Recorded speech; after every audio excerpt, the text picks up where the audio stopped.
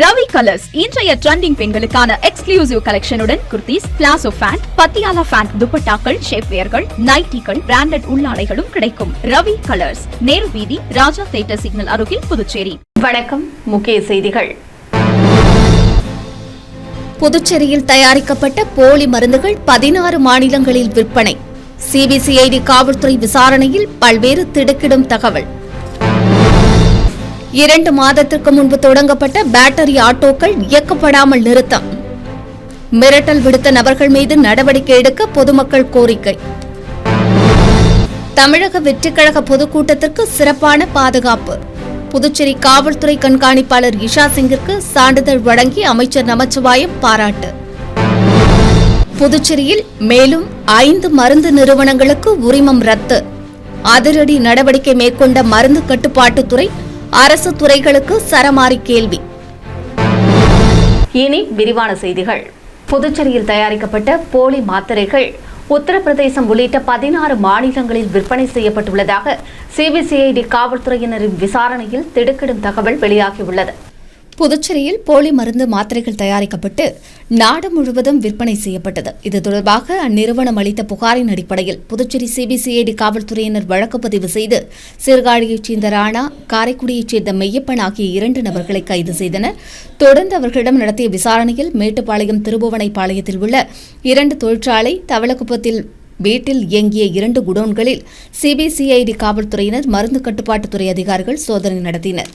அங்கு நோயாளிகள் நாள்தோறும் உட்கொள்ளும் சர்க்கரை, இரத்த அழுத்தம், இதய நோய் உட்பட பல்வேறு நோய்களுக்கான மருந்துகளை போலியாக தயாரித்து பதுக்கி வைத்திருந்தது அதிர்ச்சியை ஏற்படுத்தியது. இதையடுத்து காவல்துறையினர் தொழிற்சாலை மற்றும் குடோன்களுக்கு சீல் வைத்தனர். மேலும் போலி மருந்து தொழிற்சாலையை இயக்கிய சிவகங்கையை பூர்வீகமாக கொண்ட ரெட்டியார்பாளையத்தில் வசிக்கும் ராஜா என்பவரை காவல்துறையினர் தேடி வந்த நிலையில் போலி மருந்து தொழிற்சாலை உரிமையாளர் ராஜா மற்றும் குடோன் நடத்திய விவேக் ஆகியோர் டிசம்பர் 10ஆம் தேதி புதுச்சேரி தலைமை குற்றவியல் நீதிபதி யஷ்வந்த் ராவ் இங்கர்சால் முன்பு சரணடைந்தனர். அவர்களை காவலில் எடுத்து விசாரிக்கவும் நீதிபதி அனுமதி அளித்தார். இதையடுத்து அவரிடம் நடைபெற்ற விசாரணையில் புதுச்சேரியில் இயங்கி வந்த பிரபல மருந்து விநியோக நிறுவனத்தை ராஜா விலைக்கு வாங்கியதாகவும் அதில் பெரும் நஷ்டம் ஏற்பட்டதால் நஷ்டத்தை சமாளிக்க முதலில் போலி மருந்து வாங்கி விற்பனை செய்ததாக தெரிவித்தார். மேலும் 16 பிராண்டுகளை போலியாக தயாரித்து விற்க தொடங்கியதாகவும் அவர் கூறினார். உத்தரப்பிரதேசம், அசாம் உட்பட 16 மாநிலங்களில் போலி மருந்துகளை விநியோகம் செய்ததாகவும் ஒப்புக்கொண்டார். இந்த மருந்துகளை விநியோகம் செய்ய பெரிய நிறுவனங்களும் ஏஜென்ட்டுகளும் உதவி செய்ததாகவும் தனக்குள்ள அரசியல் தொடர்பையும் ராஜா விசாரணையில் ஒப்புக்கொண்டுள்ளார். புதுச்சேரி மட்டுமின்றி தமிழக அரசியல் பிரமுகர்களுடனும் ராஜாவுக்கு தொடர்பு உள்ளது விசாரணையில் தெரியவந்தது. மேலும் தொடர் விசாரணையில் பல முக்கிய அரசியல் பிரமுகர்கள் சிக்குவார்கள் என தெரிகிறது. இதனால் புதுச்சேரி அரசியல்வாதிகள், அதிகாரிகளிடையே கலக்கம் ஏற்பட்டுள்ளது. இந்நிலையில் புதுச்சேரியில் போலி மருந்து தயாரிப்பு நிறுவனம் மூலம் 2000 கோடிக்கும் அதிகமான மருந்துகள் விற்பனை செய்யப்பட்டுள்ளதாக தகவல்கள் வெளியான நிலையில் புதுச்சேரி மக்களிடையே அதிர்ச்சியையும் பீதியையும் ஏற்படுத்தியுள்ளது. மருந்து கடைகளில் வாங்கி உட்கொள்ளும் மருந்து போலியா, உண்மையானதா என தெரியாமல் மக்கள் குழப்பத்தில் உள்ளனர். இந்த மருந்துகளை தொடர்ந்து உட்கொள்வதா என்பதிலும் சந்தேகம் எழுந்துள்ள நிலையில் தென் மாநிலங்களில் ஆந்திரா, தெலுங்கானாவிற்கு மட்டுமே போலி மருந்துகளை விநியோகம் செய்ததாக போலி மருந்து தொழிற்சாலை உரிமையாளர் ராஜா தெரிவித்துள்ளார். 2023ஆம் ஆண்டுக்கு பிறகு தமிழகம் மற்றும் புதுச்சேரியில் வியாபாரத்தை நிறுத்திவிட்டதாகவும் யாருக்கும் மருந்து விநியோகம் செய்யவில்லை என்றும் சிபிசிஐடி காவல்துறை விசாரணையில் ராஜா தெரிவித்துள்ளார். இருப்பினும் மருந்து கட்டுப்பாட்டுத்துறை தெளிவான விளக்கம் அளிக்க வேண்டும் என புதுச்சேரி மக்கள் எதிர்பார்ப்பில் உள்ளனர். புதுச்சேரி விவசாயிகளுக்கு மானிய விலையில் வழங்கப்படும் பேட்டரி விசையின் மூலம் இயக்கும் விசை தெளிப்பான் பெற விண்ணப்பிக்கலாம் என புதுச்சேரி வேளாண் மற்றும் விவசாயிகள் நலத்துறை தெரிவித்துள்ளது. புதுச்சேரியில் முதன்முறையாக சுய உதவிக்குழு பெண்களுக்கு பயிற்சியுடன் பேட்டரி ஆட்டோ ஓட்ட புதுச்சேரி நகராட்சி சார்பில் பயிற்சி அளிக்கப்பட்டது. அவர்களுக்கு ஸ்மார்ட் சிட்டி திட்டத்தில் 38 பேட்டரி ஆட்டோக்களும் வழங்கப்பட்டன. இதில் 2 ஆட்டோக்கள் கடற்கரை சாலை தலைமைச் செயலகம் தொடங்கி டியூப்லக்ஸ் சிலை வரையிலும், மற்ற ஆட்டோக்கள் புதுச்சேரி நகரம் மற்றும் ஆரோவில் வரை இயக்க அனுமதி வழங்கப்பட்டது. இந்த பேட்டரி ஆட்டோவில் பயணிப்பவர்கள் அதற்கான கட்டணத்தை எளிதாக செலுத்தும் விதமாக செயலி ஒன்றையும் புதுச்சேரி நகராட்சி வெளியிட்டது. இதனால் குறைவான கட்டணத்தில் பொதுமக்களுக்கும் சுற்றுலா பயணிகளுக்கும் பயனளிக்கும் வகையில் இந்த திட்டம் புதுச்சேரியில் கடந்த 2 மாதங்களுக்கு முன்பு ஆளுநர் மற்றும் முதலமைச்சரால் தொடங்கி வைக்கப்பட்டது.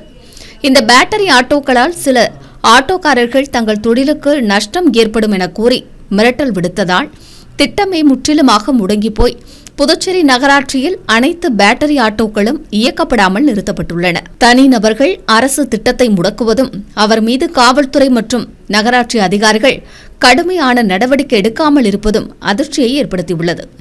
எனவே அரசு அனுமதி அளித்த திட்டத்தை தடுக்கும் நபர்கள் மீது உடனடியாக புதுச்சேரி அரசு நடவடிக்கை எடுக்க வேண்டும் என பொதுமக்கள் மற்றும் சமூக ஆர்வலர்கள் கோரிக்கை விடுத்துள்ளனர்.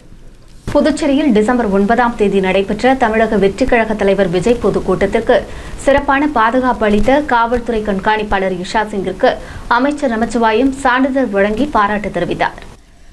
புதுச்சேரி காவல்துறை தலைமையகத்தில் உயர் அதிகாரிகளுடன் அமைச்சர் நமச்சிவாயம் ஆலோசனை நடத்தினார்.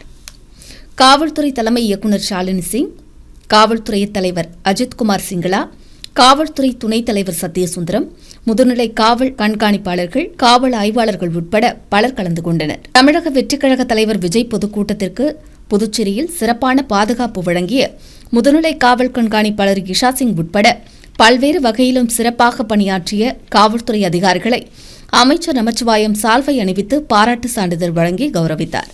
தொடர்ந்து அவர் கூறுகையில், புதுச்சேரி மாநில காவல்துறை 2 நிலைகளில் முதலிடம் பெற்றுள்ளதாகவும் மத்திய அரசு புதிதாக 3 சட்டங்களை உருவாக்கி கடைபிடிக்க வழிமுறைகள் வகுத்தது என்றும் புதுச்சேரி மாநிலம் 90 நாட்களுக்குள் 80% குற்றப்பத்திரிகையை தாக்கல் செய்து இந்தியாவில் முதலிடம் பெற்றுள்ளதாக அவர் கூறினார்.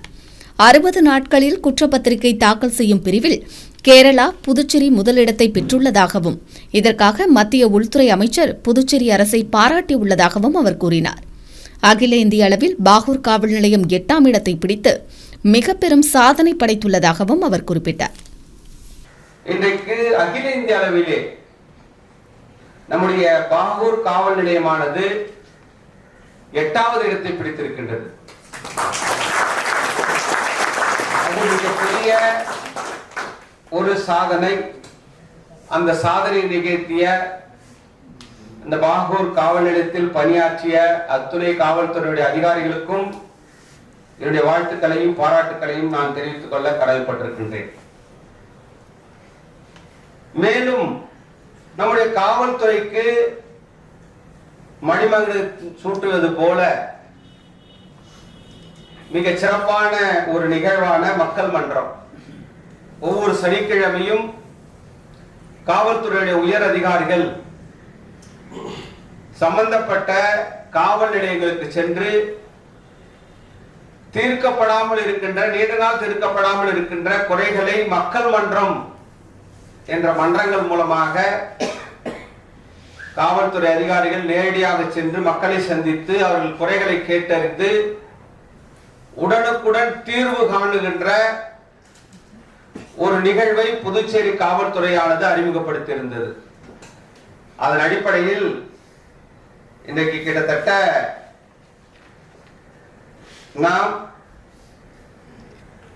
10,866 மனுக்களை பெற்று ஒரு வாரத்திற்குள்ளாகவே 98% தீர்வை நாம் எட்டி சாதனை படைத்திருக்கின்றோம்.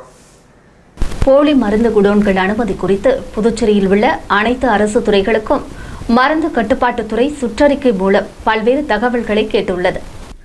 புதுச்சேரியில் போலி மருந்து தொழிற்சாலை விவகாரத்தில் 6 மருந்து கம்பெனி நிறுவனங்கள் சிக்கின. இதில் ஒரு நிறுவனத்தின் உரிமம் கடந்த 2023ஆம் ஆண்டே ரத்து செய்யப்பட்டது. தற்போது நடைபெற்ற சோதனையில் மேலும் 5 மருந்து கம்பெனிகளின் உரிமத்தை மருந்து கட்டுப்பாட்டுத்துறை தற்போது ரத்து செய்துள்ளது. இதற்கான உத்தரவை மருந்து கட்டுப்பாட்டுத்துறை அதிகாரி அனந்தகிருஷ்ணன் பிறப்பித்துள்ளார். இதில் ஒன்று மட்டுமே மருந்து உற்பத்தி நிறுவனம் என்றும் மற்ற அனைத்தும் மொத்த விற்பனை மருந்து குடோன்களாக செயல்பட்டவை என தெரியவந்துள்ளது. இந்த நிலையில் மருந்து கட்டுப்பாட்டுத்துறை அனைத்து துறைகளுக்கும் சுற்றறிக்கை அனுப்பி பல்வேறு தகவல்களை கேட்டுள்ளது. போலி மருந்து விவகாரத்தில் மொத்தம் 13 நிறுவனங்களின் பெயர்கள் சிக்கியுள்ளது. இதில் 6 நிறுவனங்கள் உரிமம் வாங்கப்பட்ட இடத்தில் இயங்கியவை என்றும் மற்ற 7 இடங்களில் இருந்த மருந்து நிறுவனங்கள் உரிமம் இல்லாமல் இயங்கியவை என்றும் தெரிவிக்கப்பட்டுள்ளது. இந்த குடோன்களுக்கு அரசு துறைகள் அனைத்தும் எந்த மாதிரியான அனுமதி வழங்கியது என்ற விவரத்தை உடனடியாக தெரிவிக்க வேண்டும் என்றும் அறிவுறுத்தியுள்ளது.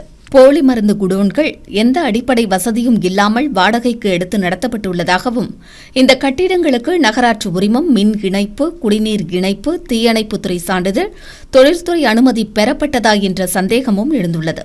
இதன் காரணமாக அனைத்து அரசு துறைகளுக்கும் மருந்து கட்டுப்பாட்டுத்துறை சுற்றறிக்கை அனுப்பி எதன் அடிப்படையில் குடோன்களுக்கு அனுமதி தரப்பட்டது என்றும் அதற்கான சான்றிதழ்களை உடனடியாக சமர்ப்பிக்க வேண்டும் என்றும் கேட்டுக் கொண்டுள்ளது.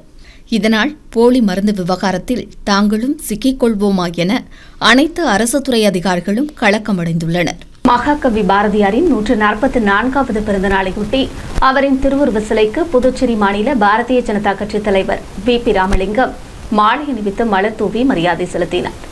மகாகவி சுப்பிரமணிய பாரதியாரின் 144வது பிறந்த நாளையொட்டி அவரின் திருவுருவ சிலைக்கு மாலை அணிவிக்கும் நிகழ்ச்சி புதுச்சேரி பாரதிய ஜனதா கட்சி சார்பில் நடைபெற்றது. நிகழ்ச்சியில் புதுச்சேரி மாநில பாரதிய ஜனதா கட்சி தலைவர் VP ராமலிங்கம் பாரதியாரின் திருவுருவ சிலைக்கு மாலை அணிவித்தும் மலர் தூவியும் மரியாதை செலுத்தினார். அவரைத் தொடர்ந்து நியமன சட்டமன்ற உறுப்பினர் உட்பட அக்கட்சி நிர்வாகிகள், தொண்டர்கள் பலரும் மகாகவி சுப்பிரமணிய பாரதியாரின் திருவுருவ சிலைக்கு மாலை அணிவித்தும் மலர் தூவியும் மரியாதை செலுத்தினர்.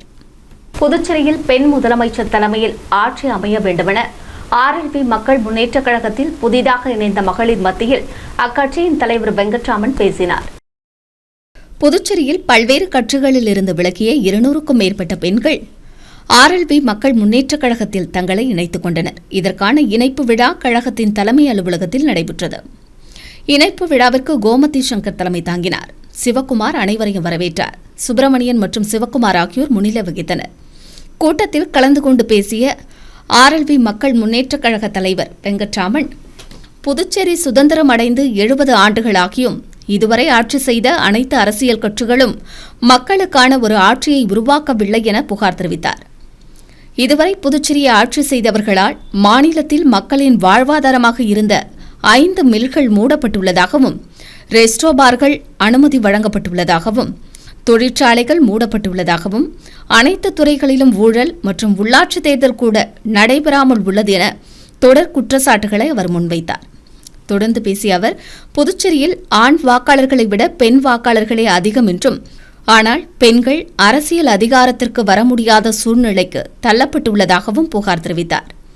அண்டை மாநிலமான தமிழகத்தில் முதலமைச்சராக ஜெயலலிதா இருந்தபோது சாதாரண மக்களும் வளர்ச்சி பெற்றதாக தெரிவித்த அவர், புதுச்சேரியிலும் பெண் முதலமைச்சர் தலைமையில் ஆட்சி அமைந்தால் மக்கள் வளர்ச்சி அடைய முடியும் என்றார். புதுச்சேரியில் பெண் முதலமைச்சராக பொறுப்பேற்க RLP மக்கள் முன்னேற்றக் கழகம் துணை நிற்கும் என்றும் அவர் கூறினார். கூட்டத்தில் கட்சி நிர்வாகிகள், தொண்டர்கள் பலர் கலந்து கொண்டனர். புதுச்சேரி அரசின் பல்வேறு துறைகளில் காலியாக உள்ள பதவிகளை நிரப்புவதற்கான தேர்வுக்கு விண்ணப்பிக்க வரும் 14ஆம் தேதி கடைசி நாள் என அறிவிக்கப்பட்டுள்ளது. இதுகுறித்து தேர்வு ஆணையம் சார்பு செயலர் வெளியிட்டுள்ள செய்திக்குறிப்பில், புதுச்சேரி தேர்வாணையம் அரசின் பல்வேறு துறைகளில் காலியாக உள்ள பதவிகளை நிரப்ப ஒருங்கிணைந்த பட்டதாரி நிலைத்தேர்வு, ஒருங்கிணைந்த மேல்நிலைப் பள்ளி நிலைத்தேர்வு மற்றும் ஒருங்கிணைந்த உயர்நிலைப் பள்ளி நிலைத்தேர்வு ஆகியவற்றிற்கான அறிவிப்பை கடந்த 16ஆம் தேதி வெளியிட்டது. இணையதளத்தின் மூலம் விண்ணப்பங்கள் கடந்த 18ஆம் தேதி முதல் பெறப்பட்டு வரும் நிலையில், விண்ணப்பங்களை இணையதளம் மூலம் சமர்ப்பிப்பதற்கான கடைசி நாள் வரும் 14ஆம் தேதி என அறிவித்துள்ளது. எனவே விண்ணப்பங்களை சமர்ப்பிப்பதற்கான கடைசி நாள் நெருங்குவதால் தகுதியுள்ள விண்ணப்பதாரர்கள் 14ஆம் தேதி மாலை 3 மணிக்குள் விண்ணப்பிக்குமாறும் அறிவுறுத்தப்பட்டுள்ளது. மேலும் காலக்கெடு நீட்டிக்கப்பட மாட்டாது என்றும் குறிப்பிடப்பட்டுள்ளது. போலி மருந்து தயாரிப்பு விவகாரத்தில் தன் மீது குற்றம் நிரூபிக்கப்பட்டால் அரசியலை விட்டு விலக தயாராக உள்ளதாக முன்னாள் முதலமைச்சர் நாராயணசாமி தெரிவித்துள்ளது பரபரப்பை ஏற்படுத்தியுள்ளது.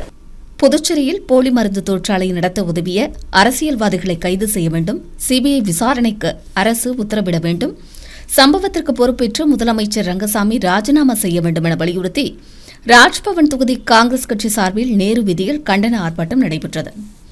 ஆர்ப்பாட்டத்தில் பங்கேற்ற முன்னாள் முதலமைச்சர் நாராயணசாமி கூறுகையில், போலி மருந்து விவகாரத்தில் முக்கிய நபரான ராஜா சபாநாயகருக்கு நெருக்கமாக இருந்துள்ளதாகவும், பாரதிய ஜனதா என்ஆர் காங்கிரஸ் கட்சியுடன் பரிவர்த்தனை நடைபெற்றுள்ளதாகவும் குற்றம் சாட்டினார்.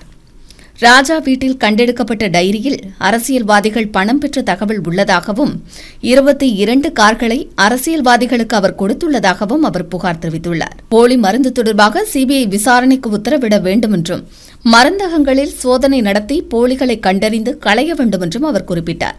உள்துறை அமைச்சர் நமச்சிவாயம் போலி மருந்து தொழிற்சாலைக்கு தான் அனுமதி வழங்கியதாக கூறியுள்ளதாகவும் சிபிஐ உட்பட எந்த விசாரணைக்கும் தான் தயாராக உள்ளதாகவும் கூறினார். இதில் தனக்கு பங்கு இருந்தால் அரசியலை விட்டே விலகவும் தான் தயாராக உள்ளதாக நாராயணசாமி தெரிவித்துள்ளார். என் பேர்ல எஃப்ஐஆர் போடுங்க, விசாரணை வைங்க, எந்த விசாரணைக்கு நான் தயாராக இருக்கிறேன், என்னை கைது செய்யுங்க, அதை பற்றி எனக்கு கவலை இல்லை. ஆனால் உண்மையிலேயே சம்பந்தப்பட்டிருக்க மீது நடவடிக்கை எடுப்பீங்களா? அதனால தான் சிபிஐ விசாரணை வச்சா தான் உண்மை வெளியே வரும். யார் சம்மந்தப்பட்டிருந்தாலும் சரி. நான் திரு நமச்சிவாயம் அவர்களை கேட்டுக்கொள்கிறேன், நீங்கள் நான் ஆட்சியில் இருக்கும்போது கொடுத்தேன்னு சொல்கிறீங்களா? அப்போ நீங்கள் எந்த கட்சியில் இருந்தீங்க? காங்கிரஸ் கட்சியில் இருந்தீங்க. காங்கிரஸ் கட்சி தலைவர், மாநிலத்தினுடைய நீங்கள் 2வது மந்திரி. நீங்கள் அந்த மந்திரி சபையில் மந்திரியாக இருந்துட்டு நீங்கள் மந்திரியாக இருந்த ஆட்சியிலே ஊழல் நடந்ததுன்னு சொல்கிறீங்களே, அப்போ நீங்கள் அது ஊழல் நடந்தது தப்பு பண்ணாங்கன்னு சொன்னால் நீ அப்பயே வெளியே போயிருக்கணும்ல? புதுச்சேரியில் 2 மாதங்களுக்கு முன்பு தொடங்கப்பட்ட அரசின் பேட்டரி ஆட்டோ திட்டம் முடக்கப்பட்டது பொதுமக்களிடையே அதிர்ச்சியை ஏற்படுத்தியுள்ளது. புதுச்சேரி அரசு வேளாண் மற்றும் விவசாயிகள் நலத்துறை தோட்டக்கலை பிரிவானது மத்திய அரசின் தேசிய தோட்டக்கலை இயக்கம் மூலமாக தோட்டக்கலை பயிர்கள் சாகுபடி செய்யும் விவசாயிகளை ஊக்குவிக்கும் விதமாக பல்வேறு திட்டங்களை செயல்படுத்தி வருகிறது. அந்த வகையில் புதுச்சேரி மாநில தோட்டக்கலை பயிர் சாகுபடி செய்யும் விவசாயிகள் பயன்பெறும் விதமாக 2025 மற்றும் 26ஆம் ஆண்டிற்கான பேட்டரி விசையின் மூலம் இயங்கும் விசை தெளிப்பான் மானிய விலையில் பெறுவதற்கு ஏற்பாடுகள் செய்யப்பட்டுள்ளன. இதற்காக விண்ணப்பங்களை தாவரவியல் பூங்காவில் இயங்கும் கூடுதல் வேளாண் துறை இயக்குநர் அலுவலகம் மூலமாகவோ அல்லது வேளாண் துறையின் இணையதளம் மூலமாகவோ பதிவிறக்கம் செய்து பூர்த்தி செய்த விண்ணப்பங்களை வரும் 22ஆம் தேதிக்குள் அலுவலகத்தில் சமர்ப்பிக்க வேண்டும் என்று அறிவுறுத்தியுள்ளது. ஏற்கனவே விண்ணப்பித்த தோட்டக்கலை விவசாயிகள் மீண்டும் விண்ணப்பிக்க தேவையில்லை என்றும் அறிவுறுத்தப்பட்டுள்ளது. அடுத்து வருவது புதுவை இன்றைய தங்கம் மற்றும் வெள்ளி விலை நிலவரம். இன்றைய தங்கம் வெள்ளி விலை விவரம். புதுவையில் இன்றைய தங்கம் வெள்ளி விலை விவரம் வழங்குபவர்கள் முத்து கோல்ட் ஹவுஸ், பாண்டிச்சேரி. தங்கம் 1 கிராம் 11,935 ரூபாய். இன்றைய தங்கம் வெள்ளி விலை விவரம். வெள்ளி 10 கிராம் 2060 ரூபாய். இத்துடன் ஏஎம்என் செய்திகள் நிறைவடைந்தன. வணக்கம். புதுச்சேரி உங்கள் ஏஎம்என் டிவி செய்திகளை யூடியூபில் உடனுக்குடன் காண ஏஎம்என் டிவி பாண்டிச்சேரி சேனலை சப்ஸ்கிரைப் செய்யுங்கள். பெல் பட்டனை மறக்காமல் கிளிக் செய்யுங்கள்.